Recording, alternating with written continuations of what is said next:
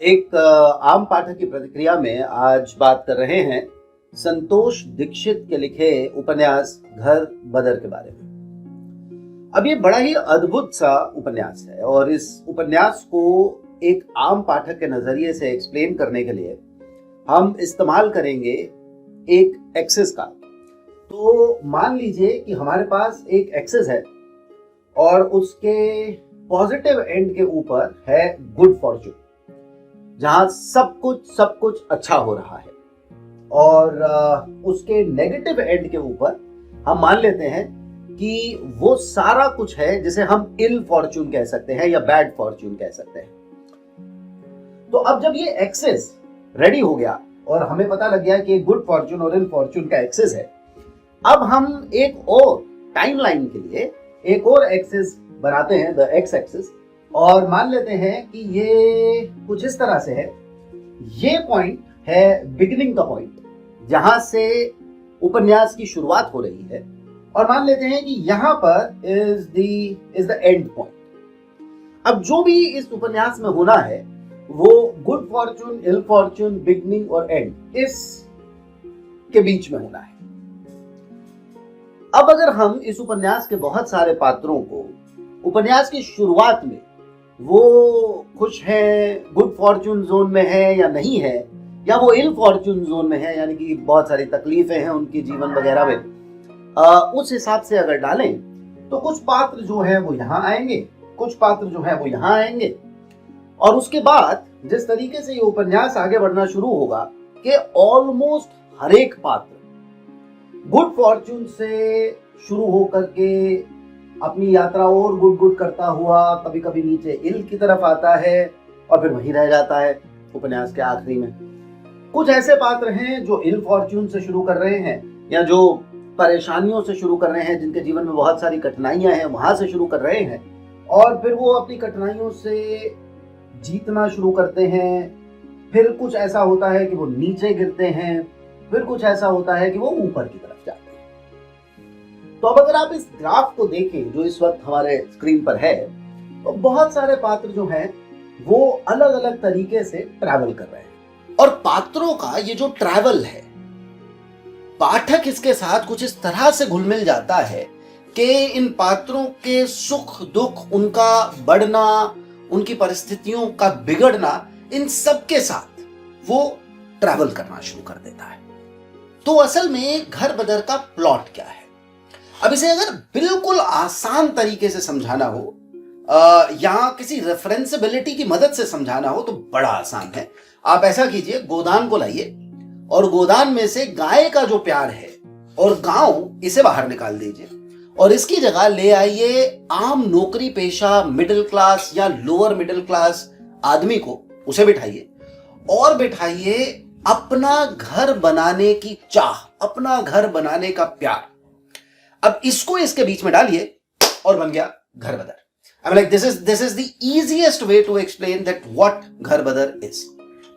Plot को थोड़ा और डिटेल में खंगालते हैं, प्लॉट के बारे में थोड़ी और डिटेल में बात करते हैं। तो कुंदन दुबे के पिता बचपन में ही स्वर्ग सिधार जाते हैं और उसके बाद उसकी जो माँ है वो ईसाई मिशनरी में नौकरी कर लेती है। उसकी तनख्वाह से बच्चों का गुजारा होता है। अब माँ जो है वो दूसरे कस्बे में तैनात है और हर शनिवार को शाम बच्चों के पास आती और सोमवार को सुबह अपनी नौकरी के लिए चली जाती है।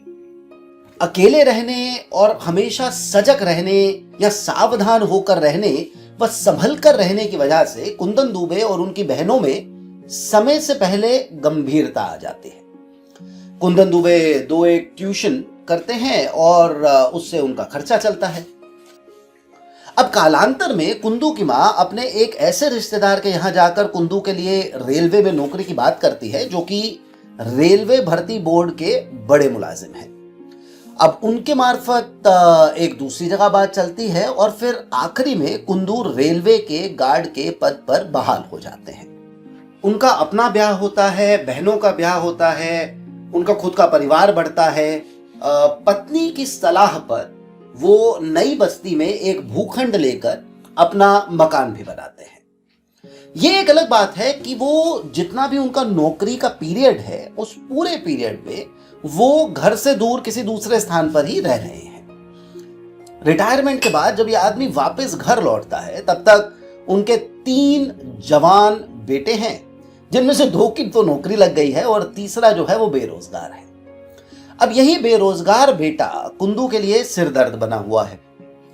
अब क्योंकि वो हमेशा बाहर रहे हैं, इसलिए वो बाप वाला जो रुतबा होता है, जो रोब होता है, वो रोब अब ना तो बाप का बेटे पर है, और इस रोब को रखने में पत्नी से उनको कोई सहयोग भी नहीं मिल रहा है। कई बार बेटे से अपमानित होने के बाद भी घर के लिए कुछ ना कुछ करते ही रहते हैं हमारे कुंदू। अब छोटा बेटा जो है वो एक पंडित की लड़की से प्यार करता है, वहीं जाकर रहने लगता है, पर घर आकर पिता को धमकाना नहीं छोड़ता। अच्छा, अपमानजनक स्थितियों में कुंदू बीमार पड़ते हैं, वो बीमारियां लंबे समय तक चलती हैं और फिर कुंदू भी चल बसते हैं। अब जब वो चल बसते हैं, तब उनकी जायदाद पत्नी व बेटों में बंटती है या नहीं बंटती है, या कैसे बंटती है, अब इसके लिए तो आपको खुद उपन्यास उठाना चाहिए और पढ़ना चाहिए। तो मोटा मोटा हम कह ही रहे हैं कि ये वो उपन्यास है जो आम नौकरी पेशा आदमी के परेशानियों के लिए जाना जाएगा। कहानी का शिल्प बढ़िया है। इसमें कहानी को कुंदू का एक दोस्त है जो पाठकों को बताता है। इस दोस्त को कुंदू की सारी जानकारी है। अच्छा, अब इस दूसरे व्यक्ति के कथन की सुविधा से उपन्यास में अनेक पात्रों के मनोद्वंद जो है वो आसानी से सामने आ रहे हैं। तो साहब, अगर आप सहज सरल हिंदुस्तानी भाषा में लिखा एक बड़े कैनवस का उपन्यास पढ़ना चाहते हैं, जिसमें आपको मध्यम वर्ग का संघर्ष मिले, तो यह उपन्यास शानदार है और यही आपको पढ़ना चाहिए।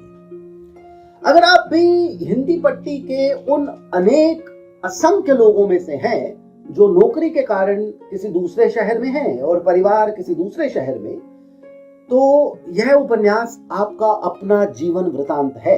अगर आपको मनोहर श्याम जोशी के सोप ओपेराज याद हैं, तो ये उसी लीग का very very close to magnum opus है। एक लंबे कालखंड को कवर करते हुए उपन्यास भूतकाल से वर्तमान में और फिर कभी वर्तमान से भूतकाल में जाता है।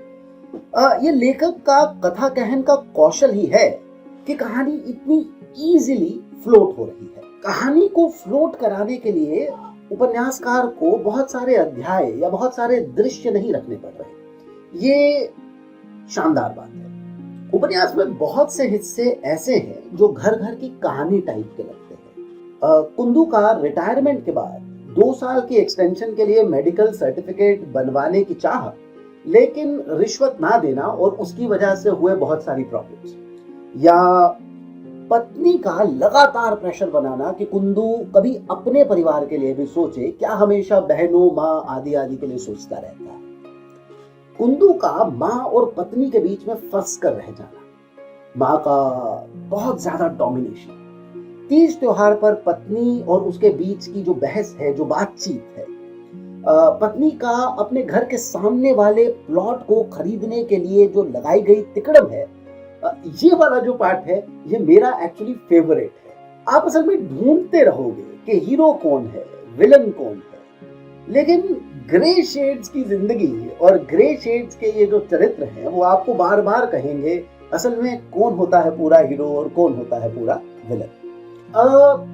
मैं ये कहूंगा कि संतोष दीक्षित का ये उपन्यास की अगर 5-8 हजार कॉपीज नहीं बिकती तो मुझे बहुत ज्यादा आश्चर्य होगा, क्योंकि ये आम पाठक का उपन्यास है।